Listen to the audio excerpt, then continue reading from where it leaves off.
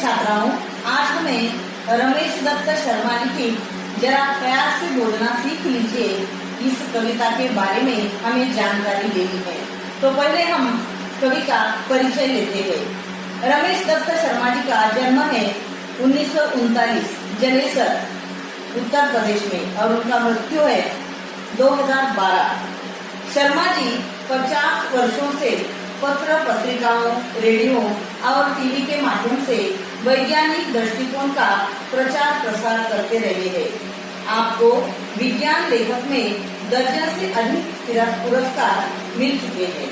आप कक्षा 7वीं 8वीं से ही स्थानीय मुशायरों में चर्चा जलेसरी के नाम से शिरकत करने लगे थे।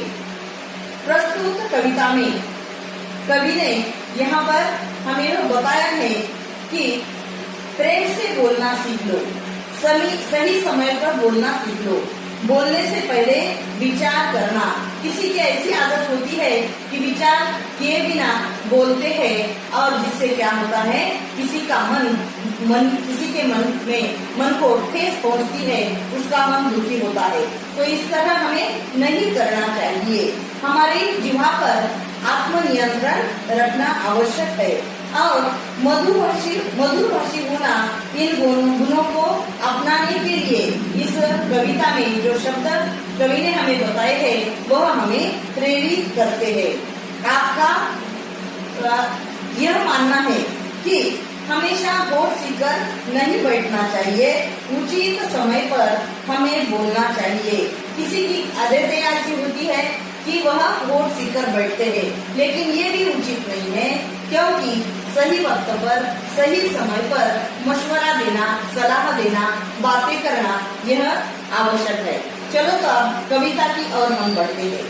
वाणी में शहद घोलना सीख लीजिए, जरा प्यार से बोलना सीख लीजिए। चुप रहने के यारों बड़े फायदे हैं, जुबां वक्त पर खोलना सीख लीजिए। कुछ कहने से पहले जरा सोचिए, ख्यालों को खुद तोड़ना सीख लीजिए। तू तड़ाक हो या फिर हो, तू मैं, अपने आप को टोकना सीख लीजिए। पटाखे की तरह फटने से पहले रोशनी के रंग बोलना सीख लीजिए। कटु वचन तो सदा बोलते हैं काटे, मीठी बोली के गुण रोकना सीख लीजिए। बात बेबात कोई चुभने लगे तो बदल कर उसे मोड़ना सीख लीजिए। ये किसने कहा, होठ सीकर के बैठो, जरूरत पे मुंह खोलना सीख लीजिए। तो चलो पहले हम इस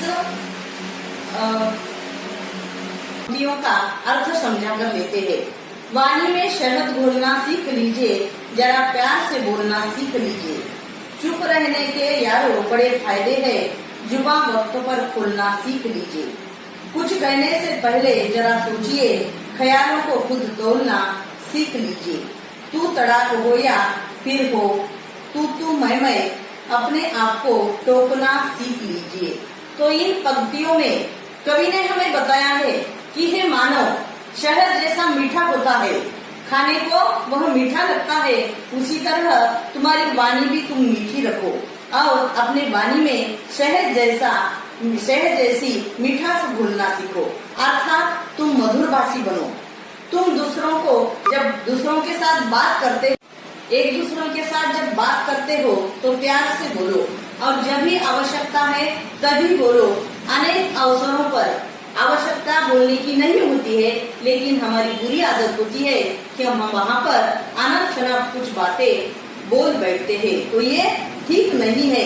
जहाँ पर सलाह मशवरा हमें मांगा जाता है तो वहीं पर हमें देना है, क्योंकि दोस्तों यहाँ पर चुप रहने के बहुत बड़े लाभ है।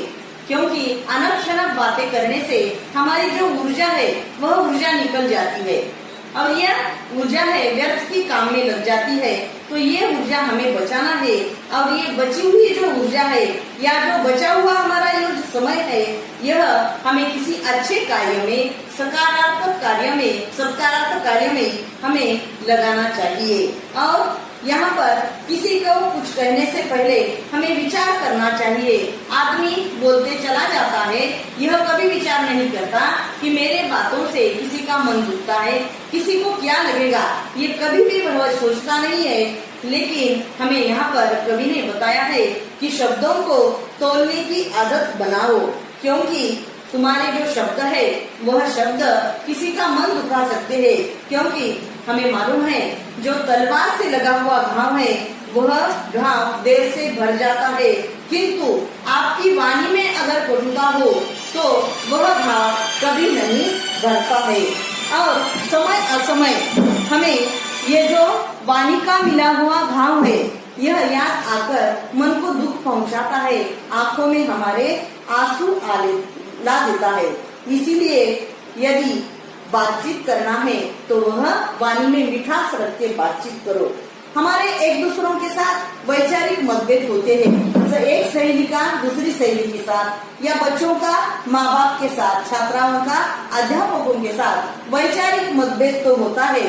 लेकिन जब भी किसी के साथ वैचारिक मतभेद हो तो वहाँ पर हमें समय देखकर चुप रहना चाहिए, क्योंकि इस चुप रहने के क्या होते हैं, बड़े फायदे होते हैं। जब समय आता है तो समय पर, उस सही समय पर हमें बोलना चाहिए और हमारे जो विचार है वह विचार एक अच्छी वाणी से, मिठास भरे शब्दों से हमें वहाँ पर प्रकट करने हैं।